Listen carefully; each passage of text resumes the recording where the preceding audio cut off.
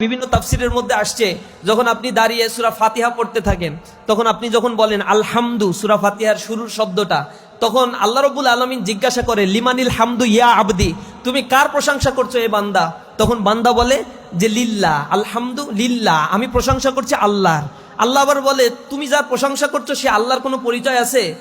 হ্যাঁ। তখন বান্দা বলে হ্যাঁ আমি জানি তার পরিচয়, তিনি হচ্ছেন রব্বুল আলামিন, সমগ্র বিশ্বজাহানের প্রতিপালক।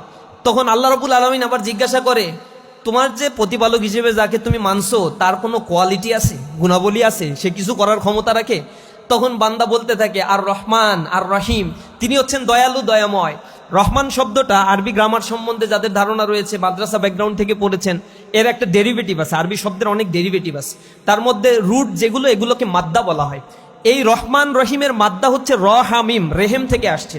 কোরআনে আল্লাহ রাব্বুল আলামিন এই রেহেমের কথা বলেছেন আল্লাযী তাসাআলুনা বিহি ওয়াল আরহাম, ওই হচ্ছে তোমরা যেই রেহেমের উদাহরণ দিয়ে পরস্পরকে পরিচয় দিয়ে থাকো, যে ও আমার ভাই, ও আমার বোন, ও আমার খালা, আমার মামা। এই পরিচয় আমি কেন দেই? কারণ আমার মায়ের ওরসে গর্ভে আমি জন্মগ্রহণ করেছি, আর এই রক্ত সম্পর্কের কারণে আমি সম্পত্তির মালিকানা পাই, আমি আত্মীয়তার মালিকানা পাই, সামাজিক একটা বন্ডিং, সোশ্যালিজমের মধ্যে সোশ্যাল একটা বন্ডিং, সোশ্যাল স্ট্রাকচারের মধ্যে আমি ঢুকে পড়তে পারি।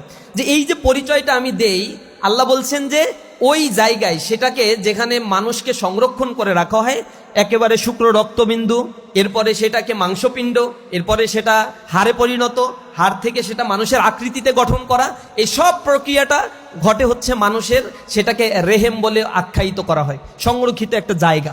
এই জায়গার কথা আল্লাহ রাব্বুল আলামিন উল্লেখ করেছেন এবং সেটাকে রেহেম বলা হয়, রহামিম, রেহেম। এই রেহেম হচ্ছে মূল ধাতু, তা থেকে আসছে রহমান আর রহিম। এখন পেটের মধ্যে যখন সন্তান থাকে মায়ের, তার খাদ্য কি থাকে? সন্তানের খাদ্য হচ্ছে নাভির মাধ্যমে রক্ত প্রবাহিত হয়, তার খাদ্য সার্কুলেটেড হয়, এইভাবেই খাদ্য হয়ে তারপরে সন্তানের চোখ হয়, মাথা তৈরি হয়, এরপরে হচ্ছে তার আরো সব বডির স্ট্রাকচারগুলো তৈরি হচ্ছে।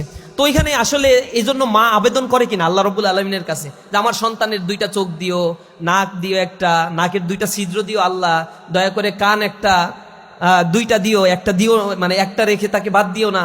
এরকম আবেদন করার দরকার হয় না, কিডনি দুইটা দিয়ে দেয় এজন্য আবেদন করতে হয় না, এমনি এমনি এই গঠনটা হয়।